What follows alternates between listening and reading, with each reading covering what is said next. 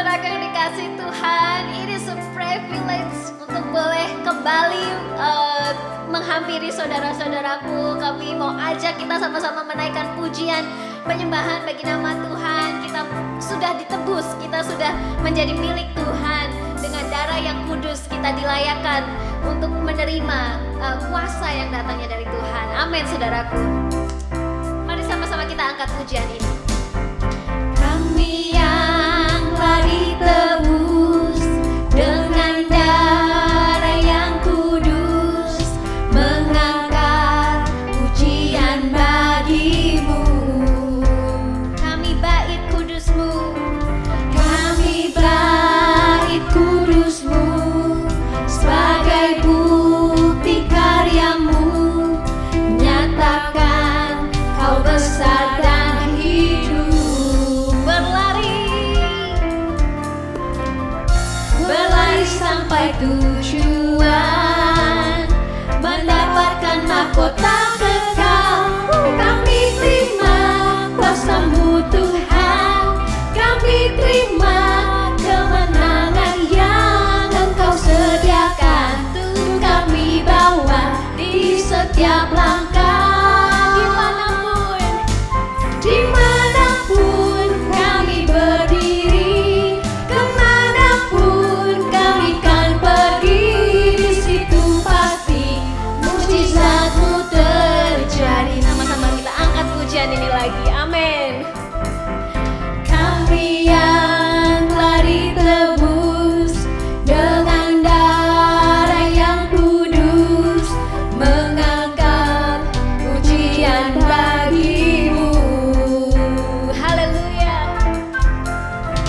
Kami bait kudus-Mu, sebagai bukti karya-Mu, nyatakan kau besar dan hidup. Ku mau berlari Tuhan, berlari sampai tujuan, mendapatkan mahkota kekal. Kami terima kuasa-Mu Tuhan, kami terima kemenangan yang Engkau sediakan.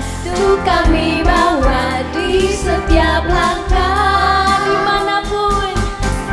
Dimanapun kami berdiri, kemanapun kami kan pergi, di situ pasti mujizat-Mu terjadi. Kami terima Tuhan, kami terima kuasa-Mu Tuhan, kami terima kemenangan yang Engkau sediakan.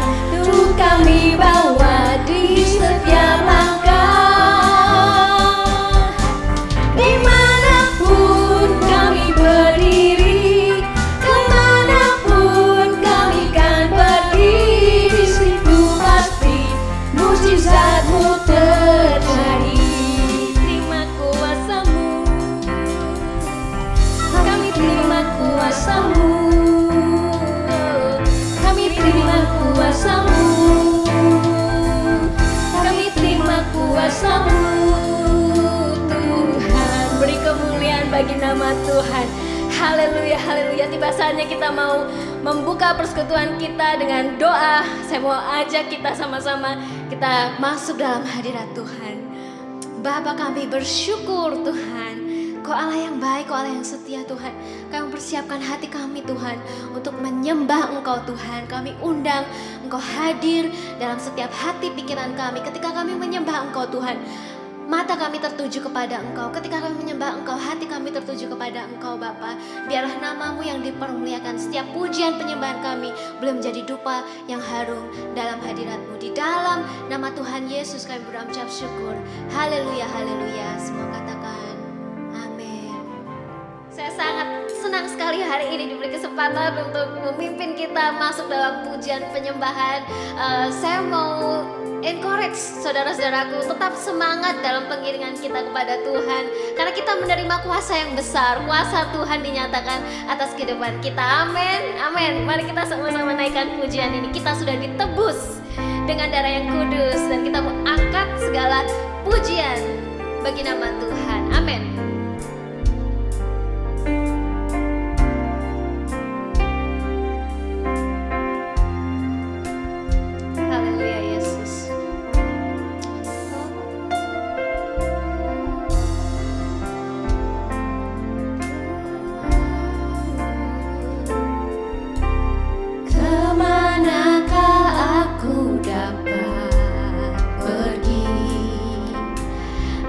menjauhi rohmu yang suci, kau sahabat,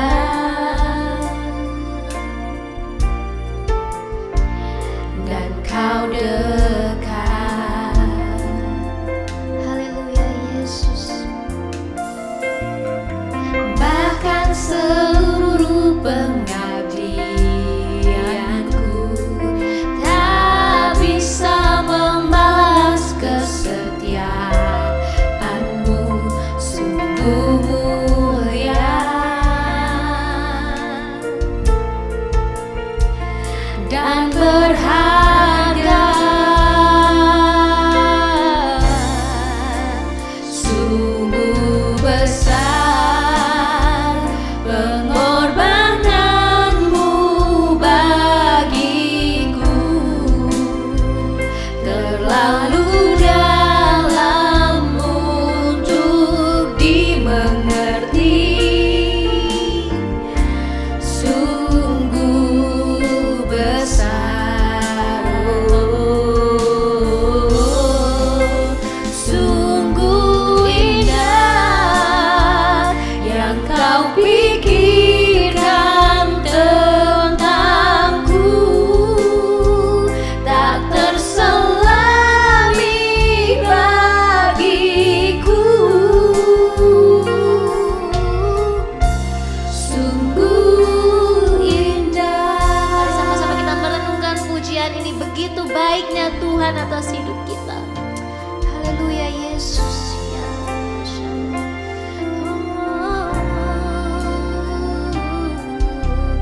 kemanakah aku dapat pergi, menjauhi rohmu yang suci, kau sahabat,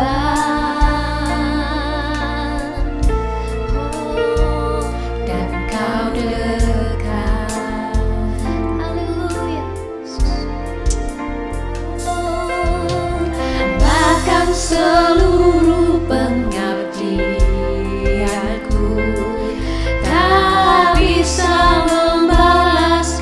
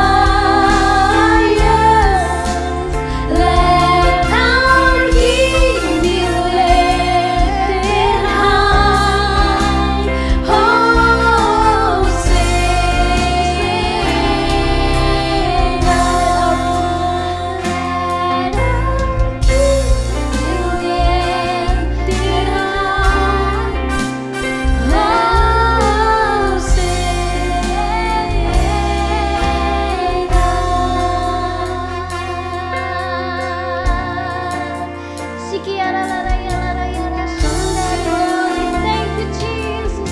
Kau Allah yang layak terima pujian kami bersyukur Tuhan. Kau Allah yang baik, kasih setiamu baru Tuhan. Kami bersyukur Tuhan. Kau Allah yang setia di setiap langkah kami. Mari sama-sama kita naikkan segala pujian penyembahan kita dalam hadirat Tuhan.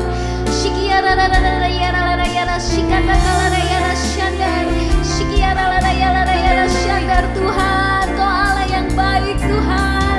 Kau Allah yang setia Tuhan. Kasih setiamu baru dari generasi ke generasi Tuhan. Kau tak pernah mengingkari janjimu Tuhan. Haleluya Yesus. Haleluya Yesus. Hosana.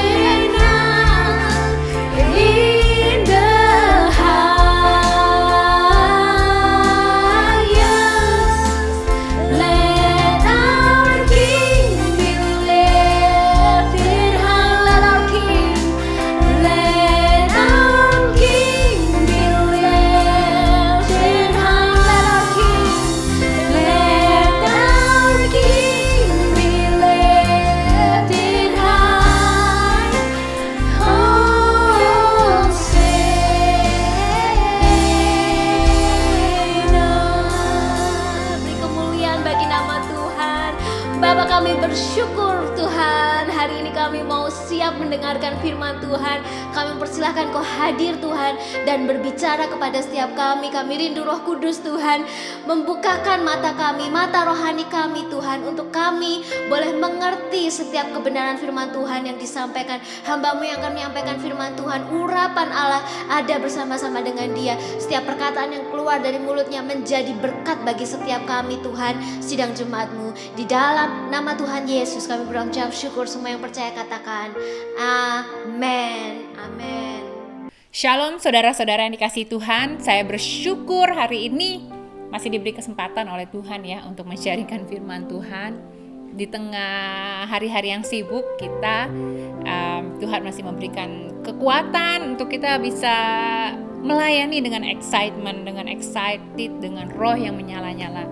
Sebelum saya men-sharingkan firman Tuhan hari ini, mari saya ajak saudara untuk kita sama-sama berdoa untuk menerima firman Tuhan yang akan diberikan pada sore hari ini. Tuhan, kami sungguh mengucap syukur bahwa Engkau sungguh sangat baik dalam hidup kami. Anugerah penyertaan ya Bapa yang tidak dapat kami bandingkan Tuhan dengan apapun, Engkau sediakan buat hidup kami ya Bapa. Tuhan, kami mau menenangkan hati kami mau menenangkan pikiran kami mau duduk diam ya Bapa. Seperti Maria mengingini perkara-perkara yang tak akan pernah hilang, yang tak akan pernah bisa diambil daripadanya ya Bapa. Ajar kami untuk duduk diam, untuk merenungkan firman-Mu Tuhan. Terima kasih, buka setiap hati kami sehingga kami dengan mudah menangkap apa yang Kau mau di dalam hidup kami Tuhan lewat preaching sore hari ini. In the name of Jesus, kami undang Roh Kudus bekerjalah di tengah kami sore hari ini. Kami berdoa dan mengucap syukur Bapa. Thank you. Haleluya. Amin. Saudara, saya senang sekali bulan ini kita belajar mengenai produktivitas atau sibuk. Banyak orang ya bilang dia sibuk, tapi sebenarnya bisa dibilang dia juga tidak produktif. Tapi banyak orang juga bisa kelihatannya tidak sibuk, tapi ternyata dia produktif. Jadi antara sibuk dan produktif itu sangat tipis bedanya. Kalau di perusahaan atau di dunia kerja atau di marketplace, maka kita bisa banyak mengenal yang namanya ada tingkatan-tingkatan manajemen. Nah, tingkatan manajemen tertinggi biasanya dibayar bukan karena mereka sibuk mengerjakan semua yang mereka bisa di dalam satu waktu, tapi mereka dibayar mahal karena mereka bisa mengerjakan sesuatu tepat seperti apa yang diminta, cocok seperti apa yang dimaui oleh company yang dia bekerja di dalamnya. Dan ada yang namanya ketepatan waktu, maka akan bisa dibilang dia akan menjadi orang yang produktif. Nah, beberapa minggu 1, 2, 3 firman Tuhan yang sangat luar biasa. Jadi saya diberkati banget dengan firman Tuhan yang ada, is such amazing gitu. Firman Tuhan mengajarkan banyak hal. Nah, kalau kita berbicara firman Tuhan 3 minggu yang lalu, kita belajar bahwa yang namanya orang dikatakan produktif. 1, kalau dia mengenal apa itu kehendak Bapa. Karena dengan mengenal kehendak Bapa, maka orang itu akan bekerja sesuai dengan apa yang Bapa kita mau gitu. Dan kemudian dikatakan lagi, orang mau produktif di dalam kerajaan Allah, di dalam kerohanian, di dalam pelayanan, di dalam calling, maupun di dalam marketplace, harusnya dia bertanya, Tuhan, aku harus apa? Bukankah firman Tuhan berkata, kita bisa melakukan ini A, B, C in many ways. Tapi bukannya rencana Tuhan saja yang akan terjadi atasnya. Pertama, tanya Tuhan, apa yang harus kita kerjakan? Maka produktivitas will follow it after that. Nah, ketiga juga Pastor Petrus berkata, harusnya kalau orang dipanggil dan dia produktif, dia akan menghasilkan banyak buah. Dikatakan buah pertobatan, buah pelayanan, buah jiwa-jiwa. Bukankah kita semua dipanggil untuk menjadi hamba-hamba Tuhan, memberitakan firman Tuhan maupun di marketplace ataupun dimanapun kita berada. Harusnya kita menghasilkan buah pertobatan, buah jiwa-jiwa, buah pelayanan. Itu menandakan kalau kita produktif. Lalu Pastor Yuki berkata seperti ini, selalu cek apakah kita nih masih seposisi sama Tuhan. Jangan-jangan kita melenceng, udah gak seposisi lagi sama Tuhan. Kalau kita udah gak seposisi sama Tuhan, bisa dikatakan itu warning buat hidup kita, bahwa kita sudah mulai gak produktif. Lah, karena kita gak mengerjakan apa yang Bapak kita mau, kita mengerjakan apa yang kita mau. Saudara, hari ini saya masih link dengan tema bulan ini, apakah produktif atau kita sibuk sebenarnya. Nah, menurut apa yang saya dapat gitu ya kan, yang namanya produktivitas dan sibuk itu bedanya tipis, yaitu manajemen waktu. Yang percaya katakan amin. Manajemen waktu, kita bisa jadi produktif kalau kita memanage waktu kita dengan baik. Maka hari ini saya mau kita sharing firman Tuhan, belajar sesuatu mengenai waktu. Maka sharing firman Tuhan saya hari ini akan saya bawa dengan judul The Value of Time. Pengkhotbah 3 ayat 1 sampai 8. Tapi saya akan bacakan cuman sampai 4 karena panjang ya saudara ya. Intinya begini, Pengkhotbah 3 ayat 1 sampai 4. Untuk segala sesuatu ada masanya, untuk apapun di bawah langit ada waktunya. Ada waktu untuk lahir, ada waktu untuk meninggal, ada waktu untuk menanam, ada waktu untuk mencabut yang ditanam, ada waktu untuk membunuh, ada waktu untuk menyembuhkan, ada waktu untuk merombak, ada waktu untuk membangun. Ayat 4 berkata, ada waktu untuk menangis, ada waktu untuk tertawa, ada waktu untuk meratap, ada waktu untuk menari. Dan Anda bisa baca sampai 8. Tuhan mengajarkan lewat Pengkhotbah 3. Karena segala sesuatu ada waktunya, segala sesuatu ada masanya. Semua gak kekal, cuman kerajaan Allah yang kekal dikatakan. Jadi Tuhan mau lewat pengkhotbah kita ini aware bahwa hidup itu cuman menghabiskan day by day dengan berlalu begitu aja. Kita harus aware. Kita ada waktunya untuk muda, untuk berenergi. Ada waktunya kita akan menjadi tua, akan jadi lemes, onderdilnya semua harus di manage, harus istilahnya kalau mobil udah harus dikasih oli, kasih vitamin segala macam. Kenapa? Karena pengkhotbah bilang segala sesuatu ada waktunya. Nggak ada yang kekal. Berbicara soal produktivitas, Pemazmur, again ya, Pemazmur bilang hidup kita 70 atau 80. Kalau kita compare dengan setelah kematian, kita akan menghadapi namanya kekekalan. Saudara, yang namanya kekekalan itu bentuknya bukannya 100 tahun lagi, tapi more than is forever. Nggak bisa dihitung pakai jari atau pakai kalkulator. We can't number. Karena itu udah istilahnya udah benar-benar tidak ada akhirnya. Dibandingin waktu kita hidup 80 tahun, compare dengan kekekalan, itu cuma seperti setetes embun pagi. Bayangin embun pagi, kecil dan ringan. Itulah hidup kita di depan Tuhan. Sedikit, pendek, nggak panjang saudara. Itulah 80 tahun dibanding kekekalan. Kita harus camkan ini. Jadi saudara, hari ini kita akan membahas bahwa yang namanya produktivitas itu dengan kesibukan, yang membedakan tuh cuman bagaimana kita memanage waktu kita. Ya kan? Sama halnya dengan kehidupan rohani kita. Banyak orang berkata time is money. Tapi menurut saya, ya kan? Kalau uang itu bisa dicari kembali. Let's say mungkin kita ngalami kerugian ataupun misalnya ada musibah, uang akan bisa dicari kembali. Tapi waktu yang sudah terbuang sekian tahun, waktu yang sudah kita pakai dengan sembarangan, bisakah kembali lagi? Tidak bisa. Sangat tidak bisa. Makanya time is money, saya rasa agak nggak cocok peribahasanya. Yang benar adalah waktu itu lebih berharga daripada uang. Kenapa yang sudah lewat tidak dapat kembali? Uang yang sudah lewat bisa kembali. Kita kerja dengan keras, memanage dengan baik, bisa kembali. Waktu yang sudah lalu nggak bisa kembali.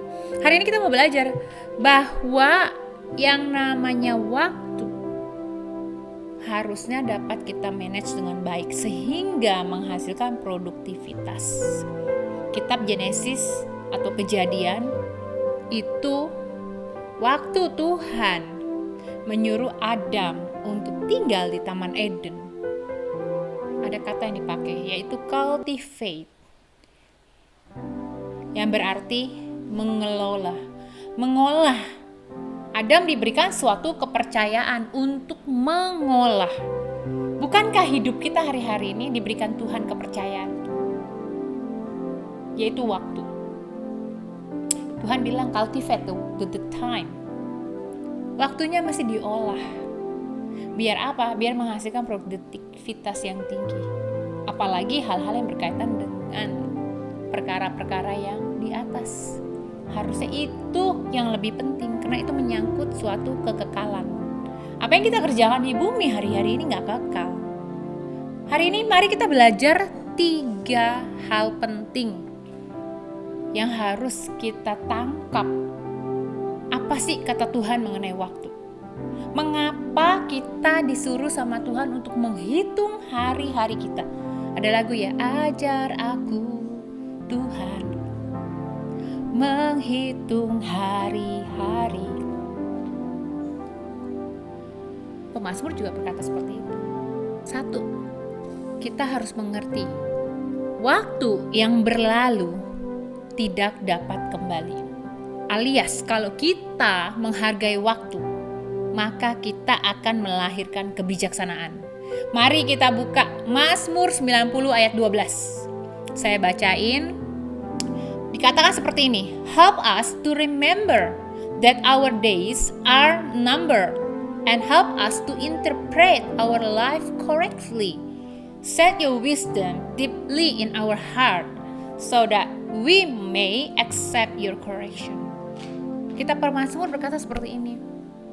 Ajar kami untuk menghitung hari-hari sehingga kami bisa hidup correctly, tepat, penuh dengan ketepatan, correctly, dan melahirkan wisdom di dalam hidup, dalam hati.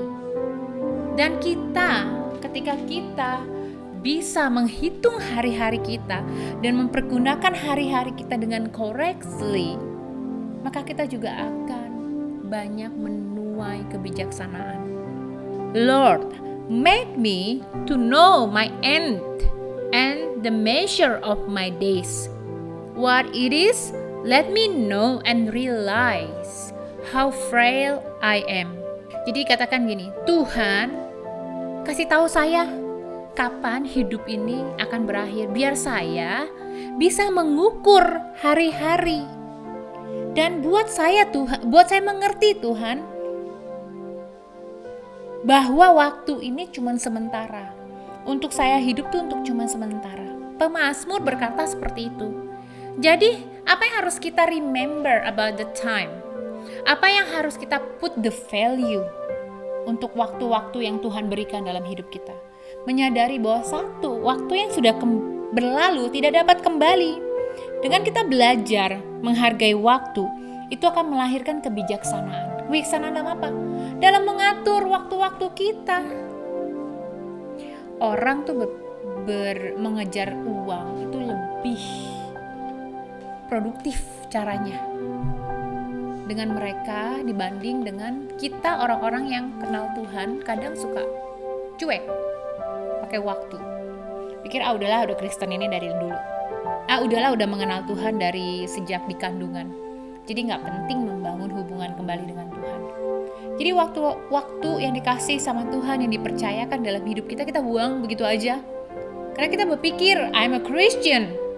From when I was born, I know the Bible. I've read the Bible many times. Kita buang tuh waktunya. Hari berlalu, gak ada hubungan dengan Tuhan, gak ada improvement untuk mengenal Tuhan lebih lagi, gak ada masuk dalam saat teduh, saat intimacy with God. Kenapa? Karena itu timbul dari hidup kita yang gak menghargai waktu. Kalau kita menghargai waktu, percaya bahwa kita akan menjadi orang-orang yang bijaksana di dalam memanage waktu kita. Ingat, waktu yang sudah berlalu gak kembali. Mari kita ambil keputusan. Anak kita mungkin lahir hari ini. Tapi kalau kita gak memanage waktu kita dengan baik, times fly. Tahu-tahu sudah besar, kita belum memakai waktu-waktu yang ada untuk menanamkan fondasi.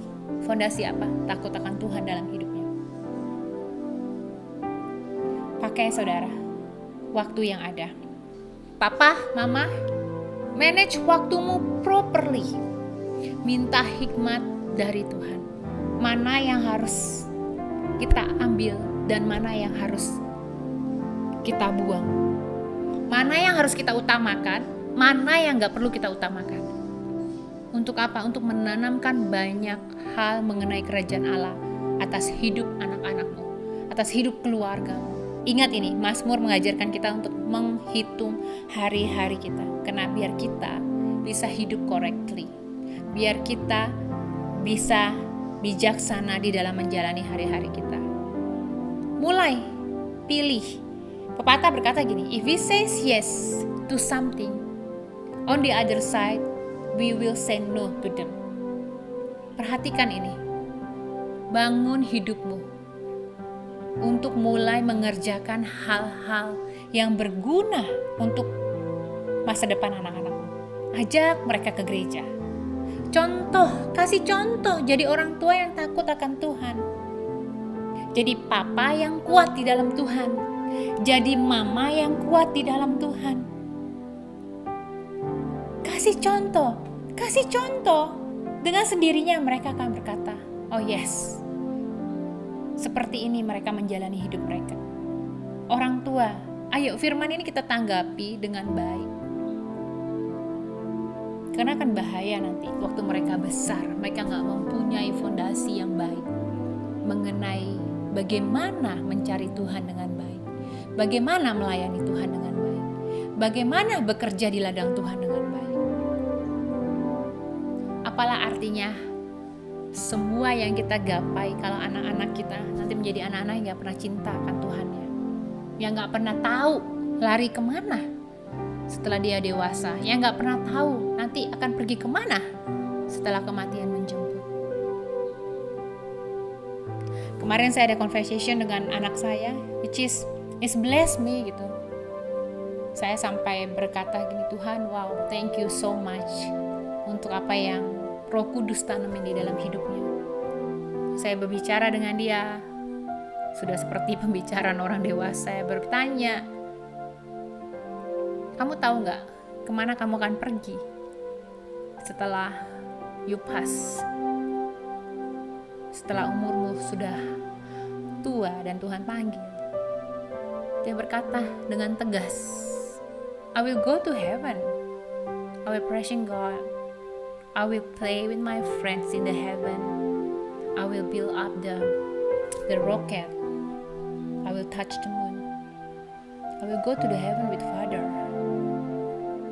Saudara, buat saya itu walaupun dia masih kecil, I feel so blessed bagaimana Tuhan bekerja di dalam kehidupan anak-anak kecil. Bagaimana mereka bisa menangkap suatu pesan yang akhirnya membuat mereka menjadi tahu fondasi hidup.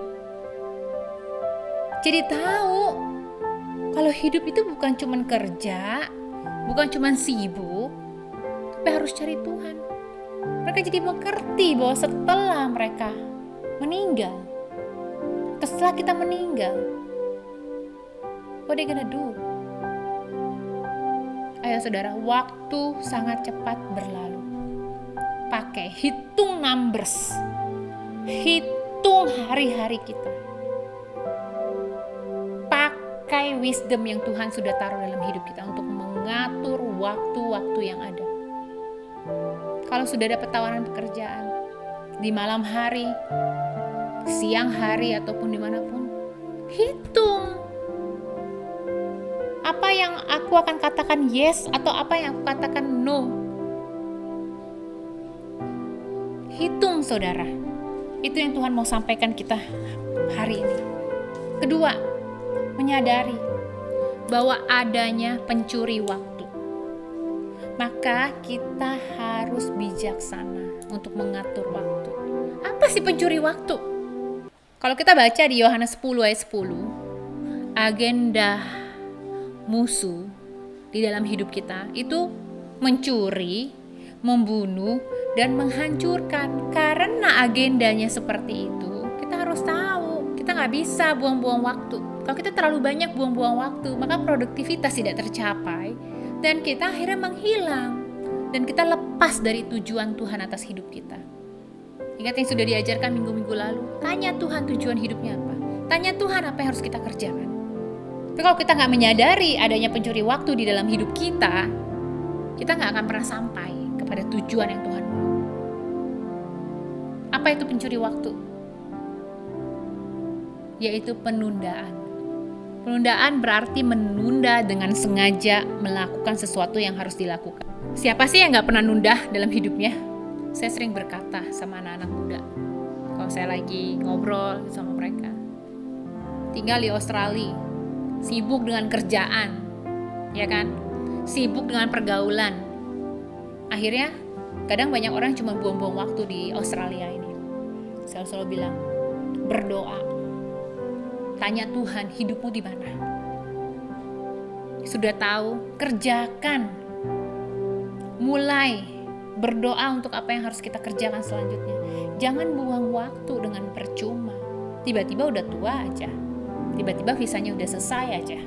Tiba-tiba harus memilih lagi. Karena kebanyakan menunda. Gampang lah sekolah di sini. Ntar juga perpanjang lagi. Nah itu, banyaknya penundaan. Penundaan berarti kita membuang waktu dengan sengaja. Yang udah harusnya selesai tapi kita buang begitu aja. Saudara, Matius 25, 1-13 itu ada kisah penundaan yang sampai hari ini membekas di hati saya.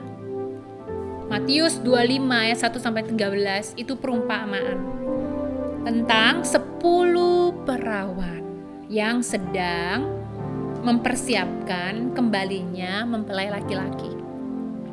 Semua orang ingat cerita ini kan? 5 yang bijaksana, 5 gadis yang bodoh. Gadis yang bijaksana, walaupun dia gak ngerti kapan mempelai laki-lakinya datang, tapi dia mempersiapkan segala sesuatu dengan baik. Dia gak menunda-nunda, mempersiapkan lampu, mempersiapkan minyak. Itu kan lampu sama minyak, saudara. Kalau kita menungguin orang gitu ya, menungguin mempelai, itu kan pasti habis. Tapi sangat bijaksana sekali 5 orang ini, 5 gadis ini selalu memikirkan harus ada persediaan minyak. Biar jika suatu hari mempelai laki-laki datang, dia bisa ikut ke perjamuannya. Nah, compare ke 5 gadis yang bijaksana dan yang bodoh. Yang bodoh ngapain? Yang bodoh gak peduli. Sama sekali gak dipikirin. Waktunya dipakai untuk leha-leha, gak mengerjakan, menunda-nunda. Tiba-tiba mempelai laki-laki datang dan mereka gak bisa masuk. Minta minyak kepada yang bijaksana, ya bijaksana gak mau lah. Ya orang dia aja butuh.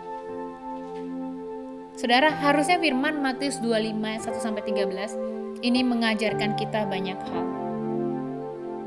Harus pakai waktu kita dengan bijaksana. Tuhan datang kapan saja. Apakah kita sudah mempersiapkan hidup kita untuk kedatangan Tuhan? Gangguan itu ada di sekitar kita, ya kan? Gangguan ini, gangguan itu. Belum lagi yang di luar hidup kita sendiri tiba-tiba bisa datang. Tanpa diundang, gangguan selalu datang. Maka untuk itulah kita harus menyadari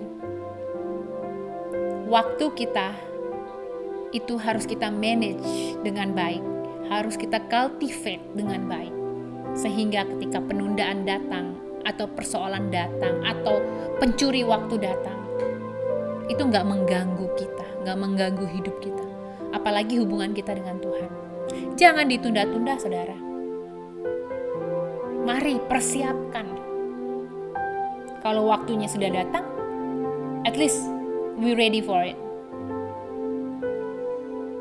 Kita sudah tidak kehilangan kesempatan lagi. Akan sangat disayangkan jika hari-hari ini kita menunda-nunda, gak mempersiapkan akan apa yang terjadi ke depan. Kita gak ngerti. Bisa sejam lagi, 2 jam lagi, we don't know. Hidup kita kan seperti apa? Mari kerjakan apa yang harus kita kerjakan. Jangan ditunda-tunda. Mari kita belajar dari gadis bijaksana. Tidak menunda, tetap mengumpulkan minyak untuk lampunya. Tetap mempergunakan waktu yang ada dengan bijaksana. Dari poin kedua ini, saudara, kita belajar. Mungkin banyak hari ini dari kita ya, ada nggak yang merasakan?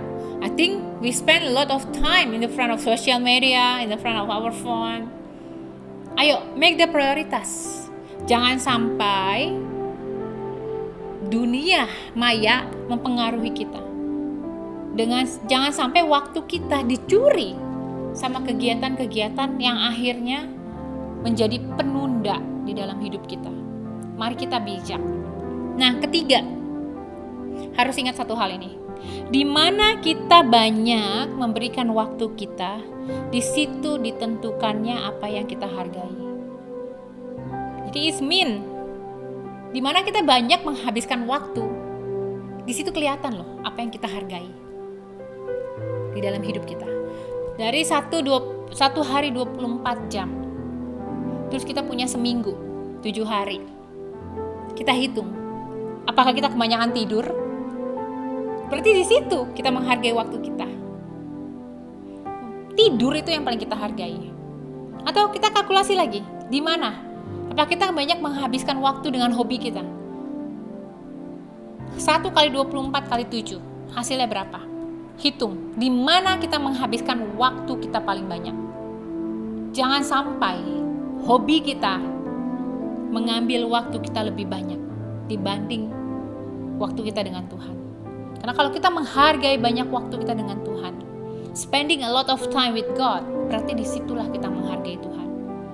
Jadi ingat satu hal ini, di mana kita menentukan waktu kita untuk dihabiskan, disitulah sesuatu itu dihargai. Mari kita introspeksi diri.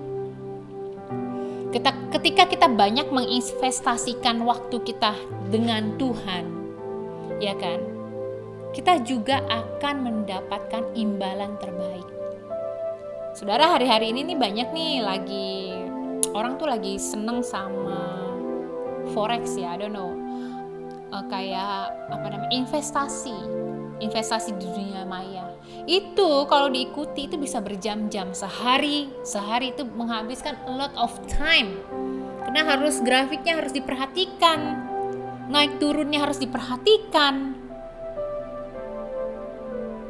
Kalau orang banyak bermain di situ, menghabiskan banyak waktu di situ, of course dia akan mendapatkan imbalan yang baik juga. Mungkin dia akan untung terus.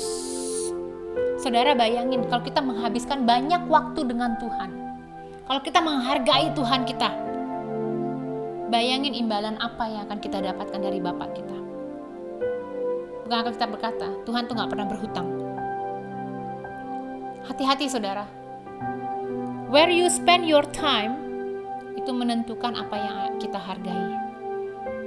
Paulus berkata kepada jemaat di Efesus, mendorong orang-orang untuk hidup dalam ketaatan kepada firman. Karena pada waktu itu hidup mereka penuh dengan penipuan. Ditipu sana sini. Jadi Paulus bilang, hey, ayo taat pada firman. Nah, maka Efesus 5 ayat 15-16 itu berkata seperti ini. Be very careful then how you live, not as unwise but as wise, making the most of every opportunity, because the days are evil. Ingat saudara, the days are evil. Paulus berkata making the most of every opportunity. Opportunity untuk apa? Untuk taat pada firman. Karena penipuan ada di mana-mana. Penipuan secara apa? Untuk menarik kita menjauh dari Tuhan. Kita bisa ditipu sana sini. Maka dikatakan making the most of every opportunity because the days are evil. Saudara, where you spend your time itu menentukan masa depan kita. Tiga hal ini aja yang saya mau bahas sore hari ini. Bahwa yang namanya produktivitas itu dan kesibukan sangat tipis bedanya. Bedanya adalah bagaimana kita memanage waktu kita. Kolose 3 ayat 2, pikirkanlah perkara yang di atas, bukan yang di bumi. Karena dikatakan hari-hari kita di number. Kita harus tahu, kita harus menentukan prioritas kita hari ini. Yang mana yang mau kita kerjakan? Apakah ini efeknya akan memperkaya hidup kita dengan Tuhan? Apakah ini efeknya akan berujung pada perkara yang di atas? Ataukah ini efeknya cuma perkara yang di bumi yang kita kerjain dengan kesibukan kita hari-hari ini? Waktu cepat berlalu. Mari, setelah mendengarkan apa yang Tuhan mau melalui firman hari ini, mari ayo kita belajar menumber our days. Sehingga 80 tahun itu menjadi 80 tahun yang produktif.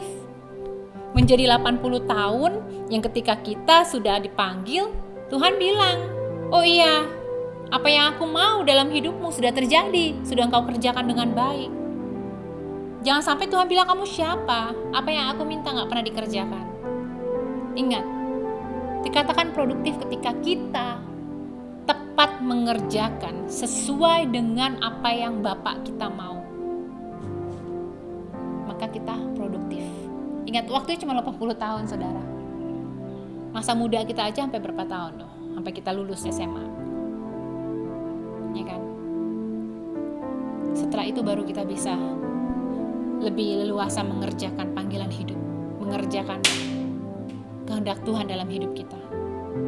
Masuk ke pernikahan, masuk rumah tangga. Ingat, the days are numbered. Jangan sampai hilang dalam kesibukan.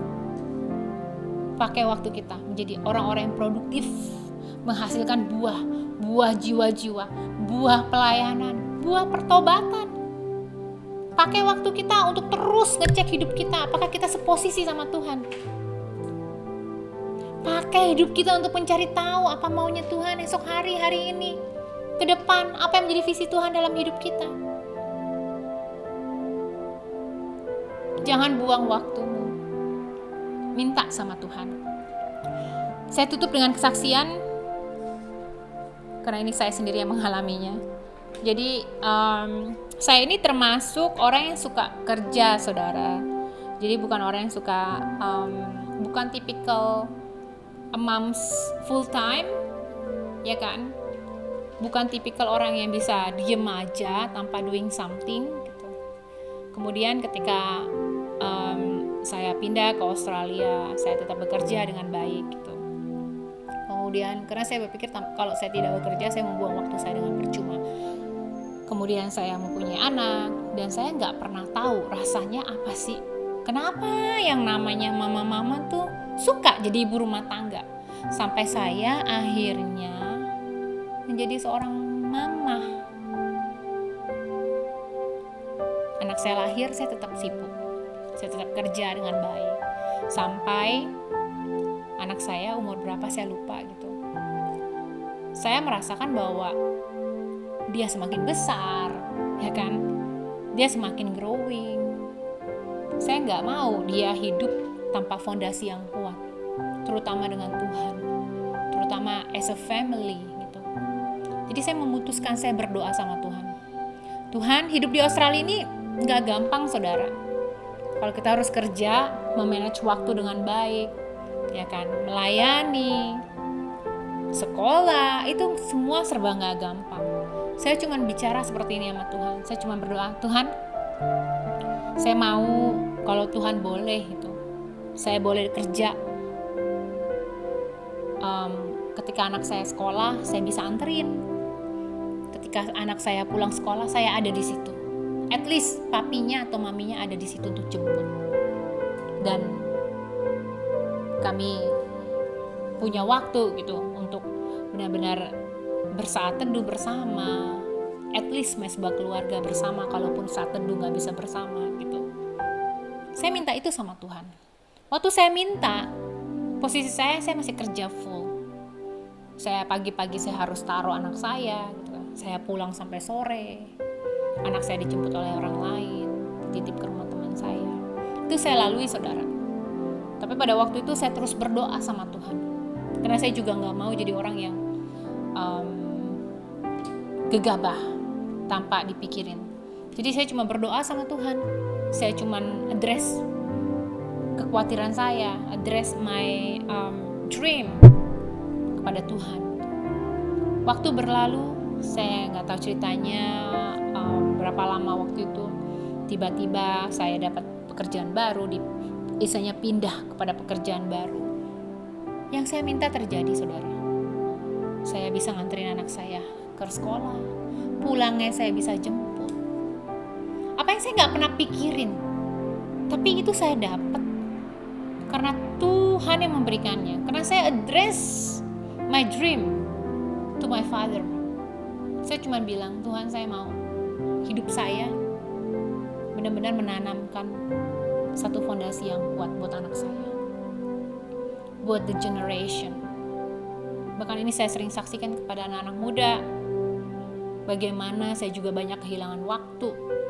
Saya terlalu santai di masa lalu. Sekarang enggak ya saudara. Jadi menyadari bahwa banyak hal yang harus kita pikirin. Enggak cuman masalah uang atau kenikmatan dunia atau hidup yang enak. Bukan cuman itu. Ada banyak hal mengenai perkara-perkara yang di atas. Terlebih lagi mengenai keluarga, generation, anak-anak kita. Kalau bukan kita yang sacrifice, siapa lagi? Mari kita hitung waktu-waktu kita. The days are numbered. Hidup kita enggak dibanding kekekalan itu cuma setetes embun yang nilainya kecil sekali, cuma 80 tahun saudara. Kekekalan itu nominalnya tidak terhitung. Mari kita pakai dengan baik, menanamkan fondasi yang kuat kepada keluarga kita, mencari Tuhan lebih kuat. Jangan sampai kita nyesel. Mari saudara, firman Tuhan saya tidak panjangkan. Sampai di sini apa yang sudah di-sharingkan, mari kita ingat kembali bahwa Tuhan memberikan kita banyak waktu di dalam hidup untuk kita dapat mempergunakannya dengan baik. Ingat, our days are numbered. Wisely, pakai itu dengan wise. Dan dipakai untuk memikirkan banyak perkara yang di atas. Mari saya ajak semua untuk berdoa. Dan kemudian kita akan berdoa syafaat. Dan kita akan selesai service hari ini. Tuhan, kami bersyukur untuk sore hari ini. Kami sudah mendengarkan firman-Mu, Bapak. Kami berdoa untuk setiap hidup kami, Tuhan, hari-hari ini. Ajar kami untuk lebih efektif memakai waktu kami. Untuk lebih kami memakai dengan produktif. Memikirkan banyak perkara-perkara yang di atas, Tuhan.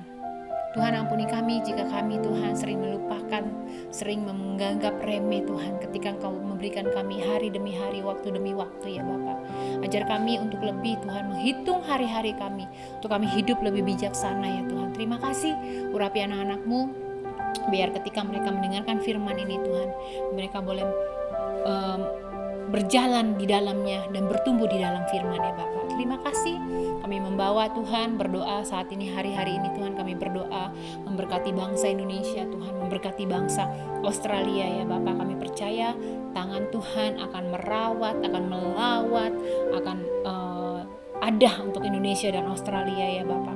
Kami berdoa setiap pemecah belah, kuasa-kuasa yang tidak benar, Tuhan, atas bangsa Indonesia dan Australia yang menyelundup, Tuhan, ke dalam pemerintahan, kami mau tolak di dalam nama Yesus. Kami berdoa, Tuhan, untuk memimpin bangsa, Tuhan, berikan hikmat, berikan kekuatan untuk mereka dapat memimpin bangsa dengan baik, Tuhan, dengan tepat sesuai apa yang menjadi mau-Mu, Tuhan. Berkati pemerintahan-pemerintahan yang ada, mereka yang bekerja, Tuhan, sampai hari ini. Biar, Tuhan, setiap keinginan-keinginan yang tidak sesuai dengan Engkau, Tuhan, boleh dipatahkan, ya Bapak. Biar mereka bekerja boleh, Tuhan, dengan senantiasa penuh dengan integritas untuk memperluas kerajaan-Mu, untuk bekerja menolong banyak orang, untuk bekerja demi rakyat-rakyat yang ada, ya Bapak. Bukan untuk kepentingan pribadi, tapi untuk kepentingan banyak orang, Tuhan. Berkati Australia, Indonesia akan mengalami, Tuhan, penuaian terjadi, Tuhan. Dan juga, Tuhan, Kau pulihkan ekonomi, Kau pulihkan sistem-sistem pendidikan yang ada, Kau pulihkan, Tuhan, dan biar, Tuhan, coronavirus ini, Tuhan, kami berdoa dalam nama Yesus, biar ada jalan yang Kau bukakan, Tuhan, untuk menangani kasus demi kasus, ya Bapak. Dan juga, Tuhan, penyembuhan terjadi ke seluruh area, ke seluruh, Tuhan, Indonesia dan Australia. Bahkan kebutuhan-kebutuhan yang diperlukan, Kau Allah Jehovah Jireh kami, Tuhan. Engkau sendiri akan memenuhinya, ya Bapak, sesuai dengan kehendak-Mu, Tuhan. Terima kasih, Tuhan Yesus. Kami juga berdoa memberkati, Tuhan, setiap gembala-gembala yang ada, gereja-gereja Tuhan yang ada, Tuhan, umat-umat-Mu yang ada, yang hari-hari ini, Tuhan, mengalami struggling, mengalami, Tuhan, financial trouble atau sickness, Tuhan. Kami berdoa minta belas kasihan-Mu, Tuhan, pemulihan, Tuhan, kesembuhan terjadi, ya Bapak, di dalam nama Tuhan Yesus, Tuhan. Terima kasih, kami berdoa, Tuhan, berkati juga anak-anak-Mu sore hari ini, Tuhan. Kemanapun kaki mereka melangkah, Tuhan, berkat Allah senantiasa menyertai hidup mereka, ya Bapa. Dan juga, Tuhan, berikan mereka damai sejahtera, sukacita Allah menyertai hidup mereka sampai kedatangan Tuhan Yesus Kristus. In the name of Jesus, semua yang yang percaya dan sudah berdoa mengucapkan amin. Yesus teladanku,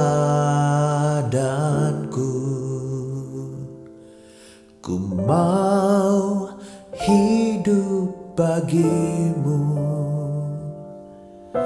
Hati yang hancur kau jadikan baru, sempurna bagimu.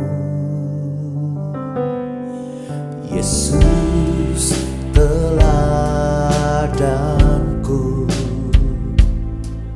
ku mau hidup sepertimu. Hati yang baru seperti yang kau mau, sempurna bagimu. Ku angkat tanganku dan berseru, Yesus tujuan hidupku. Ku angkat tanganku dan berseru, Yesus tujuan imanku.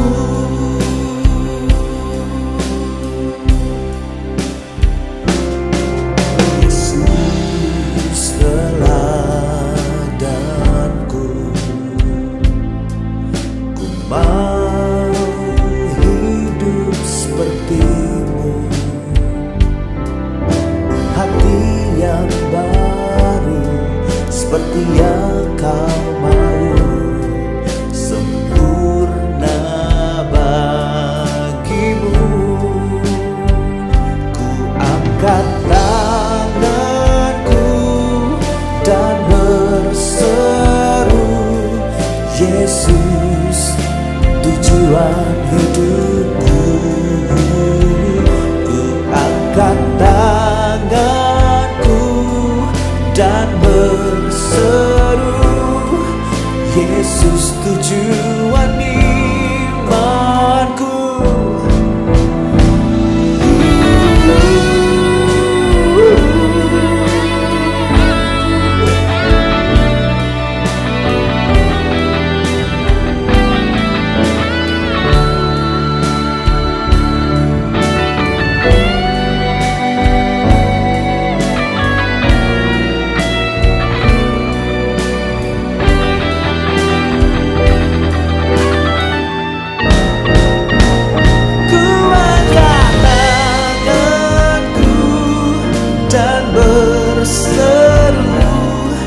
Yesus tujuan hidupku.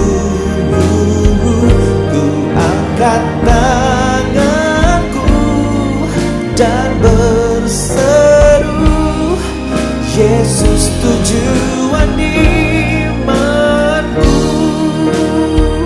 Ku angkat tanganku dan berseru, Yesus tujuan imanku. Ku angkat tanganku dan berseru, Yesus tujuan imanku.